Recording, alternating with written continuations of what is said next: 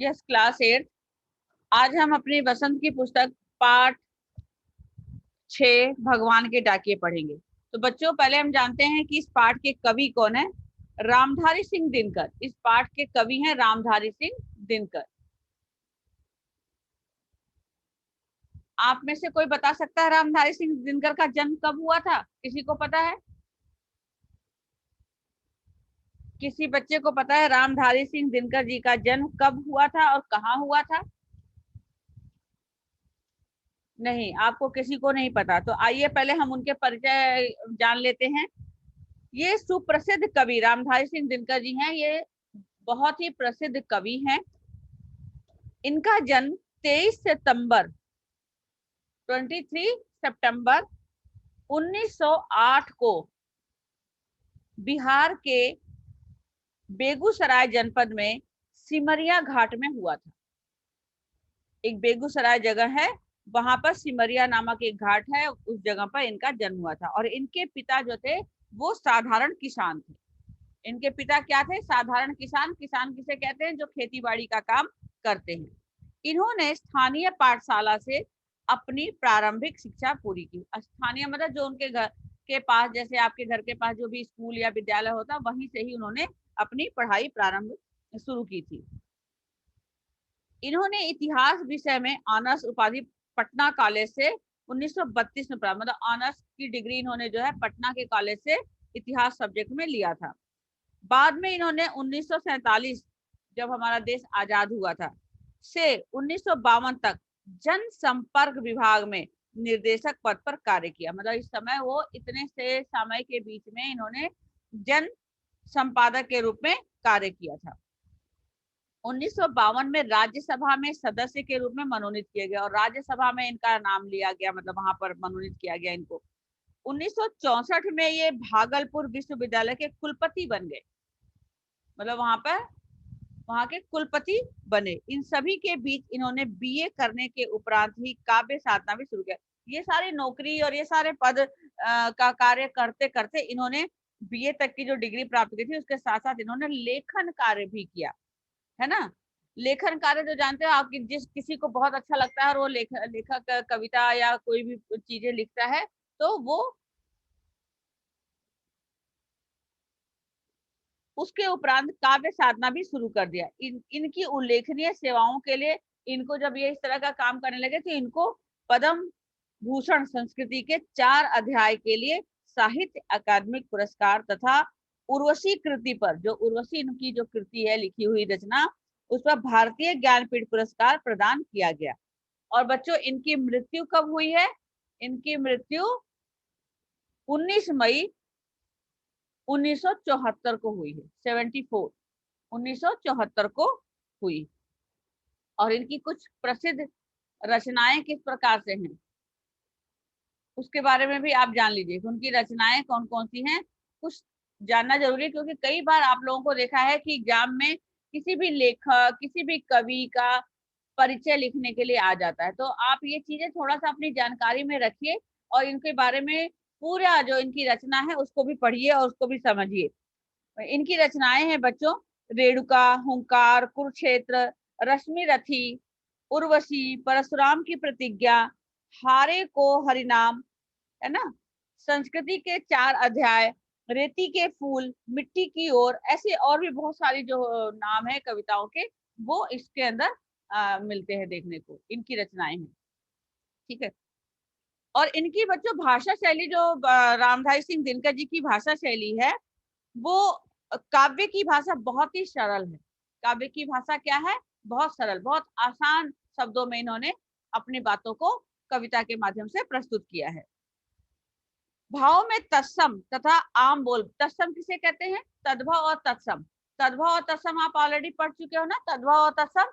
तो तत्सम की भाषा कौन सी होती है बच्चों, बताएंगे आप में से? तत्सम किसे? संस्कृत। हाँ, संस्कृत, वेरी गुड। तो तथा और आम बोलचाल जो हमारी होती है, जिसमें हम साधारण तौर से अपनी बातें कह पाते हैं एक दूसरे के सामने और उनकी बातों को सुनकर समझ पाते हैं, उन शब्दों का उन्होंने प्रयोग किया है।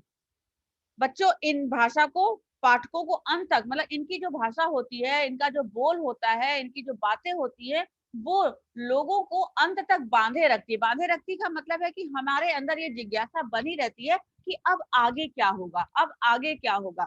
इसको जानने के लिए वो उसको पढ़ने के लिए या सुनने के लिए हमेशा तत्पर रहते हैं। ठीक है, ये इनकी भाषा थी। तो अब हमारे जो ये पाठ 6 भगवान के डाकिए हैं, इस पाठ को अब हम पढ़ेंगे। तो एक बच्चा पहले इसकी रीडिंग करेगा, पक्षी और बादल भगवान के डाकिए। चलिए आर्यन शिंदे, आर्यन शिंदे, पंछी और बादल। पक्षी और बादल ये भगवान के डाकिए हैं जो एक महादेश से दूसरे महादेश को जाते हैं। हम तो समझ नहीं पाते हैं मगर उनकी लाई चिट्ठियां पेड़ लाई चिट्ठियां, पौधे उनकी पानी लाई नहीं होता, लाई लाई चिट्ठियां। चिट्ठियां हाँ, लाई पेड़। चिट्ठियां पौधे पानी और पहाड़ बांटते हैं। हाँ, वेट वेट हम वेट तो वेट आर्यन, रुको। यहाँ पर रामधारी सिंह दिनकर जी ने पक्षी और बादल के माध्यम से, जिस प्रकार से हमारे घरों के, हमारे अपने समाचार एक दूसरों के घरों में डाकिए के माध्यम से पहुंचाए जाते हैं, उस तरह से भगवान का डाकिया यहाँ पर किसको बताया गया है? पक्षी और बादल को। क्योंकि पक्षी ही ऐसे है जो एक जगह से उड़ करके दूसरी जगह पर पहुंच जाता है, और बादल जो है वो एक जगह का पानी जो बरसता है उसका भाप बन करके दूसरी जगह जाकर के पानी के रूप में बरसता है। तो ये, और इनके द्वारा हमें एक दूसरे जगह से उनका संदेश मिलता है। तो संदेश देने वाले को हम डाकिया कहते हैं, और ये पक्षी और बादल हमारे भगवान के डाकी हैं। इस कविता में रामधारी सिंह दिनकर जी ने पक्षी और बादल को भगवान के डाकिए बताया। क्यों बताया है? क्योंकि ये एक महादेश से दूसरे महादेश को जाते हैं। हम नहीं समझ पाते, हम तो समझ नहीं पाते, मगर उनकी लाई चिट्ठियों को कौन समझ पाता है? पेड़ पौधे पानी और पहाड़ बाँचते हैं। बाँचते हैं का मतलब पढ़ते हैं, यानी समझते हैं। ठीक है, कैसे? कि जब बरसात आती है बच्चों, है ना, बरसात के मौसम में आपने देखा होगा किस तरह से पेड़ पौधों पर हरियाली आ जाती है ना, वातावरण कितना हमारा मनोरम हो जाता है। पहाड़, पानी, ये जो चीजें हैं, इन प्रकृति की चीजों को समझ पाते हैं और उनके द्वारा अपने आप को उसी के अनुसार ढाल लेते हैं, है ना। जब हमारे पास किसी घर परिवार की, भाई बहन की, दोस्त मित्र की, किसी की भी चिट्ठी या समाचार हमारे पास आता है, हम उसको पढ़ते हैं और उसके बारे में हम पूरी जानकारी लेते हैं, तो उसी तरह से भगवान के द्वारा भेजा हुआ ये मौसम का जो चक्र है, जो बदलता रहता है समय के अनुसार, उसको हम, ये प्रकृति की पेड़ पौधे पानी पहाड़ जो है उनको समझकर उसके अनुसार, आपने देखा होगा कि किस तरह से रात होती है, एक चक्र चलता है हमारा, समय की गति निर्धारित होती है ना। रात के बाद सवेरा और सवेरे के बाद रात होती है ना। मौसम कैसे हमारे बदलते हैं, इतने महीनों की सर्दी, इतने महीनों की गर्मी, इतने महीनों की, अपने आप उन सब परिवर्तन होता रहता है। होता है या नहीं, आपने देखा होगा किस तरह से सुबह सूर्य निकलता है और किस तरह से शाम को अपने समय पर छिपता है। ये सब कुछ प्रकृति के नियम के अनुसार ये सारे कार्य होते हैं। आपको समझ में आ रही मेरी बात? आ रही है बच्चों? आ रही है? यस या नो? यस। Yes ma'am. तो जैसे प्रकृति हमें भगवान ने हाँ बोलो। तो प्रकृति ने जिस तरह से हमें अपने नियम को करते हुए आगे बढ़ रहे, तो हमें भी प्रकृति से ये सारी चीजों को सीखना चाहिए कि हमें भी अपना जो भी कार्य है अपने समय पर करें। जो बच्चे अपने समय पर अपना कार्य पूरा करते हैं उनके ऊपर कभी भी भार नहीं होता।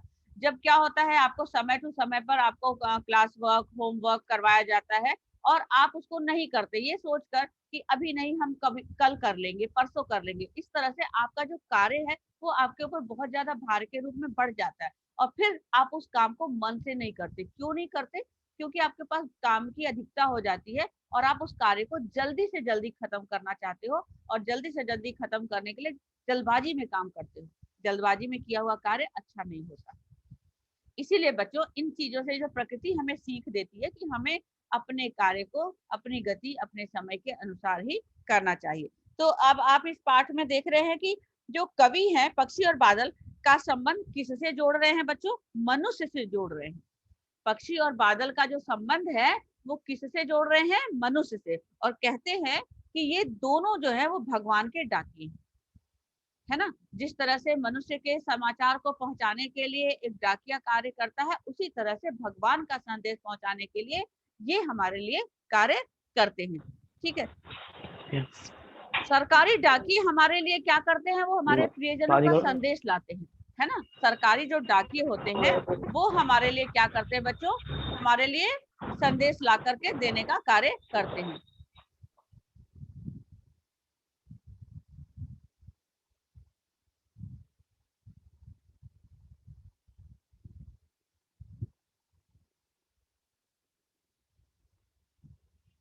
यस, आपको अगर कोई भी क्वेश्चन करना होगा रेज योर हैंड, क्योंकि मैंने आप लोगों को म्यूट किया है, आपकी बात पीछे से आवाज आ रही है। तो ये हमारे प्रियजनों का संदेश हमारे लिए लाते हैं। उसी प्रकार ये प्रकृति भी डाकिए के तौर पर हमारे सामने उनका भगवान का दिया हुआ संदेश, प्रकृति का संदेश हमारे तक पहुंचाने का कार्य करती है। ये डाकिए जो भगवान के हैं, पक्षी और बादल, वो एक स्थान से दूसरे स्थान तक अपने आप चले जाते हैं। इनको किसी के द्वारा पहुंचाने की आवश्यकता नहीं होती है ना।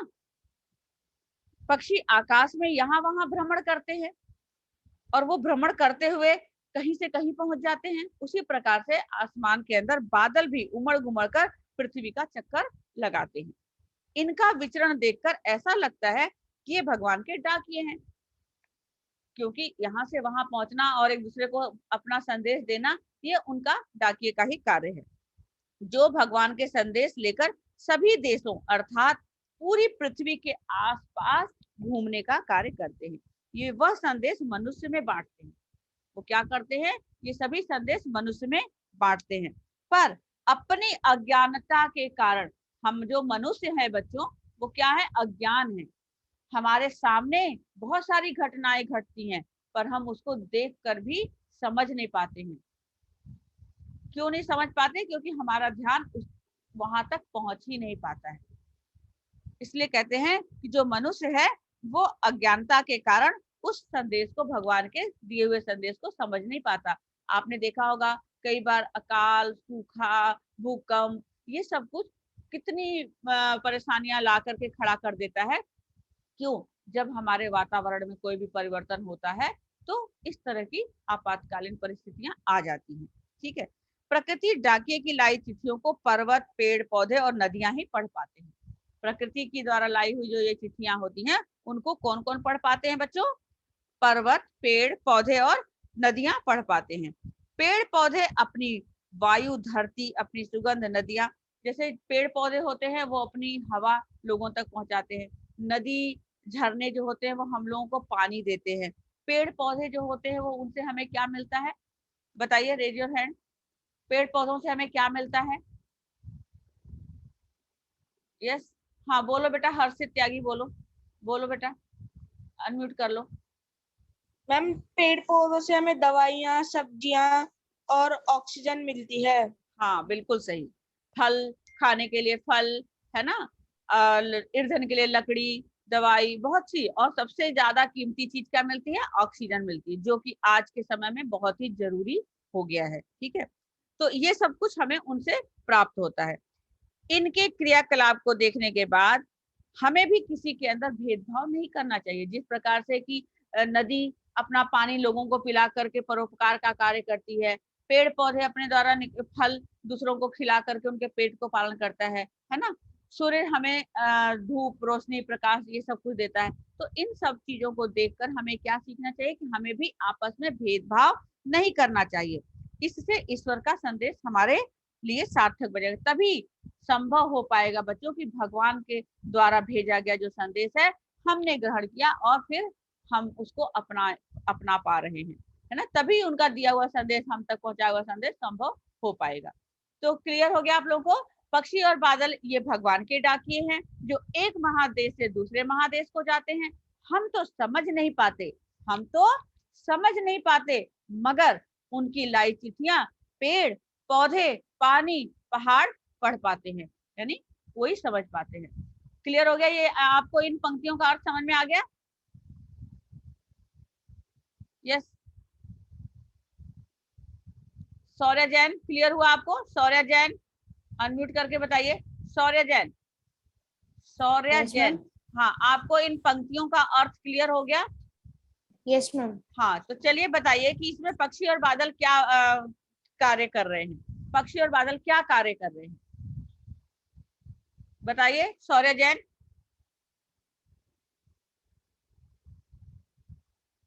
शौर्य, सार्थक सहगल, आप बोलिए।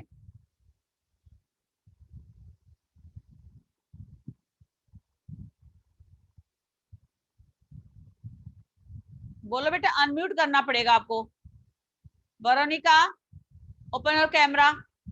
और Aryan Agarwal, open your camera. Veronica, unmute करिए अपने आप को, अनम्यूट करिए वरोनिका। आकृति, यस मैम। हाँ बोलो बेटा, इन पंक्तियों में पक्षी और बादल को क्या बताया गया है, बोलिए। पक्षी और बादल को क्या बताया गया है बेटे, अनम्यूट करो अपने आप को बेटा।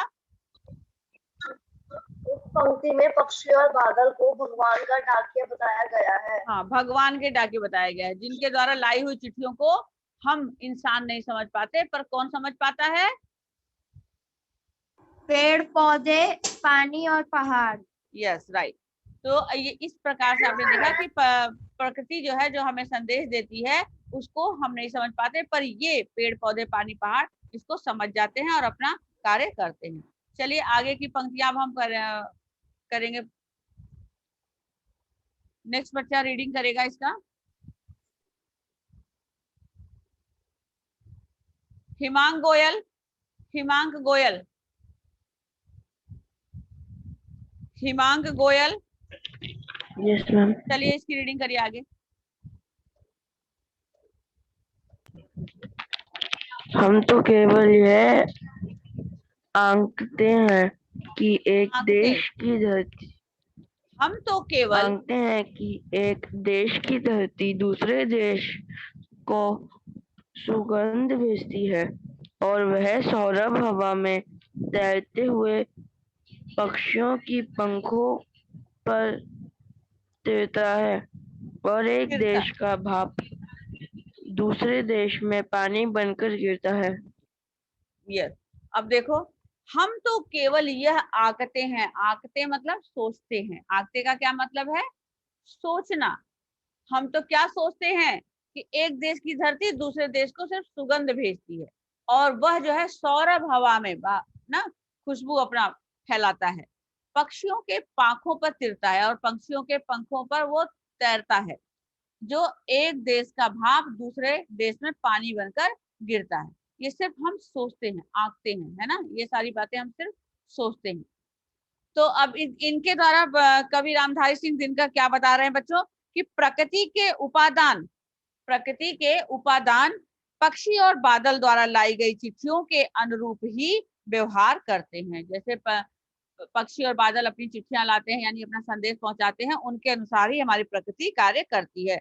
हम तो केवल अनुमान लगाते हैं, है ना। आंकते का मतलब यहाँ पर सोचना या अनुमान लगाना होता है, कि हम तो सिर्फ अनुमान लगाते हैं कि पृथ्वी पर एक स्थान के फूलों की महक हवा में तैरते हुए तथा पक्षियों के पंखों पर सवार होकर दूसरे देश में जाती है। एक देश के तालाबों, झीलों एवं नदियों का पानी भाप बनकर उड़ता है और किसी अन्य देश में जाकर वहां पर बारिश के रूप में बरस जाता है। प्रकृति के डाकिये ना तो किसी सीमा में बंध कर काम करते हैं। जो प्रकृति के डाकिये होते हैं बच्चों, उनकी कोई लिमिट नहीं होती, कोई सीमा नहीं होती, कोई बंधन नहीं होता।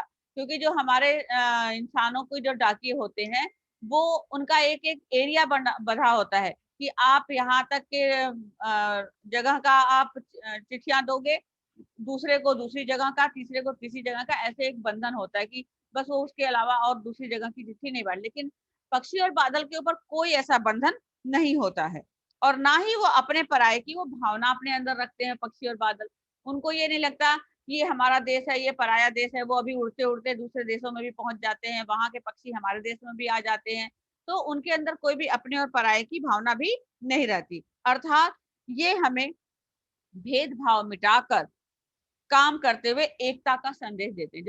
जब हमारे मनों में, हमारे दिलों में से भेदभाव मिट जाएगा तो हमारे मन में क्या रह जाएगा? फिर बताइए क्या रह जाएगा? एकता। हाँ, वेरी गुड, एकता का भाव रह जाएगा। और जब हमारे अंदर एकता का भाव रहेगा तो हमारे इस तरह का जो आजकल लड़ाई झगड़े और कार्य हो रहे हैं वो फिर नहीं हो पाएंगे, है ना। हम सब मिलकर अपने कार्य को करेंगे। आप अभी पढ़े होंगे साथी हाथ बढ़ाना, एक कविता है आपकी, साथी हाथ बढ़ाना, एक अकेला थक जाएगा मिलकर हाथ बटाना। यानी कि हम कोई भी जब कार्य करते हैं और अकेले करते हैं तो हम उससे थक जाते हैं, परेशान हो जाते हैं, है ना। और जब हम उसी कार्य को एक साथ एकजुट होकर मिल करके कार्य करते हैं तो हम उस कार्य को बड़े आसानी से कर पाते हैं, है ना। तो इस तरह से पक्षी और बादल जो है हमें एकता का संदेश भी देने का कार्य करते हैं। क्लियर हो गया आपको? क्लियर हुआ बच्चों? यस, बोलिए यस या no. Yes, ma'am. Very good.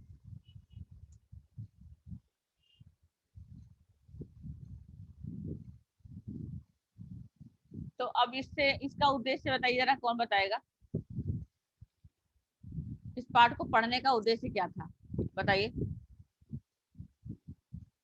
भगवान के डाकिए पाठ को पढ़ने का उद्देश्य क्या था? जल्दी बोलिए बोलिए।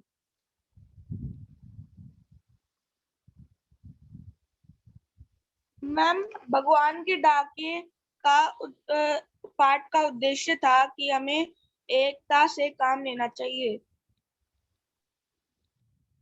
इस पाठ को पढ़ने का उद्देश्य है मनुष्य को प्रेम, त्याग तथा सद्भाव, है ना, बनाकर ही हमें कार्य करना चाहिए। मनुष्य को प्रेम, त्याग तथा सद्भाव के अनुरूप कार्य करना, ये हमारे इस पाठ को पढ़ने का उद्देश्य है। या प्रकृति के महत्व को समझना भी है, प्रकृति के महत्व को समझना, ये भी आप कर सकते हो, है ना। इस पाठ को पढ़ने का उद्देश्य क्या है? प्रकृति के महत्व को समझना, प्रकृति हमें क्या क्या संदेश देती है, प्रकृति द्वारा दिया हुआ संदेश को समझना। बहुत तरीके से है। अब आप में से अलग अलग आप बताइए कि आपको क्या समझना है इस पाठ को पढ़ने का उद्देश्य। प्रिया पांडे, प्रिया मैम पांडे, क्या हाँ बोलो। आर्यन बोलो। एकता के विषय में पढ़ना है। एकता, हाँ एकता के विषय में पढ़ना, ये भी ठीक है। और बताओ। मैम, एकता भाव से रहना। ये नहीं, ये सही नहीं है, ये उद्देश्य नहीं हो सकता। आप जैसे इंग्लिश में एम बताते हो ना, उस तरह हिंदी में उद्देश्य बताना होता है कि आपका उद्देश्य है इस पाठ को पढ़कर हमें भी एकजुट होकर रहना, है ना, प्रकृति के संदेश को समझना, ठीक है, एकता के सद्भाव को बनाए रखना। मैम, किसी में भेदभाव ना करना। हाँ, ये आपका सीख हो जाएगा, आपका ये सीख हो जाएगा। आपने क्या सीखा? हमें भेदभाव नहीं करना चाहिए, हमें एकजुट होकर रहना चाहिए, ये आपका सीख हो जाएगा इस पाठ। ओके, तो इसके अंदर प्रेम, त्याग और सद्भाव की भावना के संदेश के विषय में पढ़ना, ये आपका उद्देश्य हो जाएगा। आप ये लिख लीजिए कि भगवान के डाकिए पाठ के माध्यम से प्रेम, त्याग तथा सद्भाव के संदेश के विषय में पढ़ना। Okay, clear? Clear all of you? Yes या नो एट्थ क्लास? यस या no? Yes ma'am. Yes ma'am. Good. अब आइए इससे संबंधित आपको कुछ कठिन शब्द भी मैं बता देती हूँ जो इस पाठ में आपको आया हुआ है। एक तो महादेश यानी विशाल देश। महादेश का मतलब है विशाल देश। आप अपनी बुक में ही आप यहाँ पर निशान लगा लीजिए या पेंसिल से मार्क कर लीजिए। मैं आपको बता रही हूँ, आप लिखिए महादेश। जो मैं निशान लगा रही हूँ आप देखिए और यहाँ पर लगाइए महादेश। ये है महादेश। महादेश का अर्थ क्या होगा? विशाल देश, विशाल देश। ओके, अब उसके बाद नीचे आ जाइए। बाँचते, बाँचते का क्या अर्थ होगा? पढ़ते हैं, बाँचते हैं, पढ़ते हैं। Yes, all of you open your camera, all of you open your camera. Himang, Priya Pandey, yes girl, open your camera, clear. And next में आ जाइए, इसमें आइए आंकना। आंकते का है, आंकते का अर्थ होगा बच्चों अनुमान लगाना, अनुमान लगाना, ठीक है।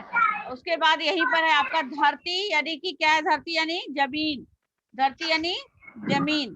फिर आपका है सुगंध, उसके जस्ट नीचे देखो सुगंध, सुगंध का क्या है बच्चों, सुगंध ये है सुगंध। सुगंध का अर्थ क्या होगा, खुशबू, खुशबू मैम खुशबू। हाँ।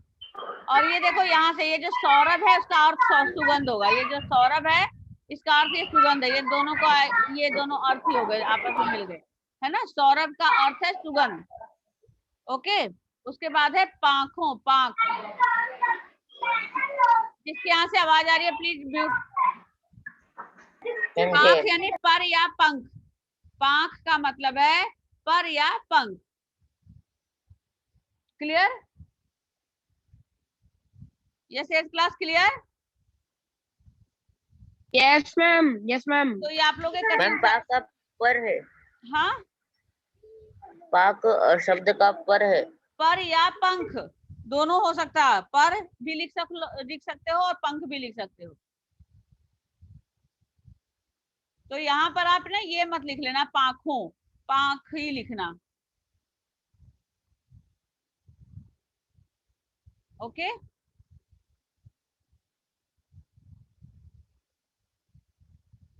क्लियर हो गया। अब मैं आपको क्वेश्चन आंसर पे आ जाऊं। कठिन शब्द हो गए इतने ही है इसके अंदर। अब आइए पहला प्रश्न है, कवि ने पक्षी और बादल को भगवान के डाकिए क्यों बताया है, बताइए जरा। तो raise your hand, one by one raise your hand. कवि ने पक्षी और बादल को भगवान के डाकिए क्यों बताया है।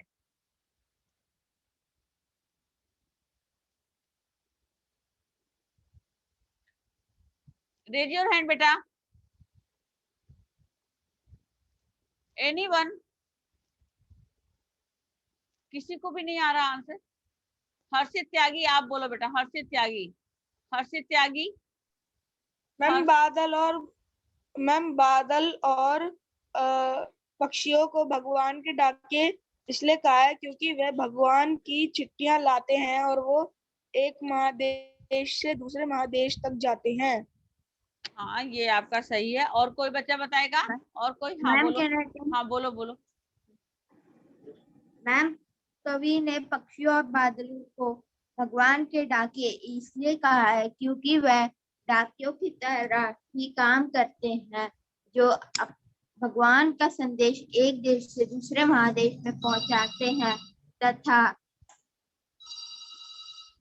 तथा वह उस काम का वह हर देश में जाते हैं। वह ऐसा नहीं है कि वह किसी एक देश में ही वह संदेश देते हैं, वह हर देश में संदेश। बच्चों देखो इसका क्या होगा, पहले आप इस तरह से लिख सकोगे कि पक्षी और बादल को भगवान के डाकिए इसलिए बताया है, कॉमा के बाद आप लिखो क्योंकि ये मानव द्वारा निर्धारित सीमा में बंद कर काम नहीं करते, मानव द्वारा निर्धारित सीमा में बंध कर काम नहीं करते। ये अपना संदेश समस्त चर अचर, है ना, चाहे यहाँ हो या वहां हो, समस्त जगह पर पहुंचाने का प्रयास करते हैं।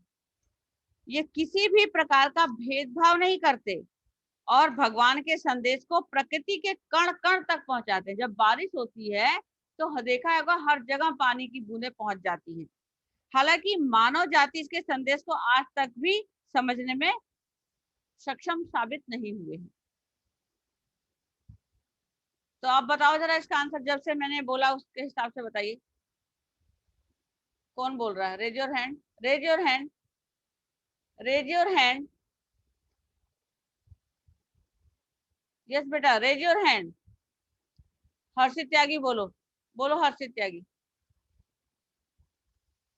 Ma'am what? बोलिए इसका आंसर। मैम सेकंड का। First first. कवि ने पक्षियों और बादल को भगवान के डाके इसलिए बताया है क्योंकि वह एक देश से दूसरे महादेश तक जाते हैं। हम हर तरफ पानी की बूंदें।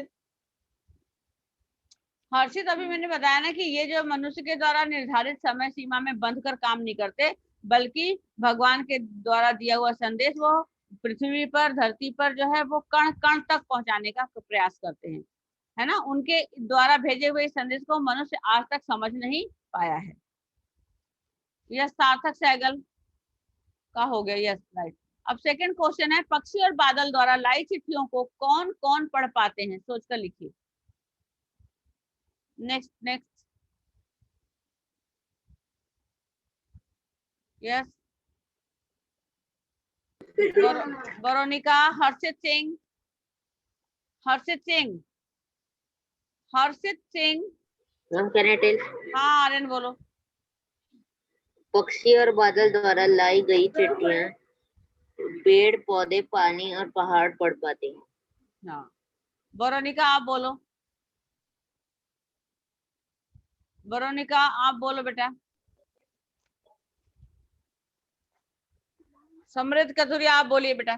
समृद्ध, समृद्ध, समृद्ध। यश गर्ग, यश गर्ग।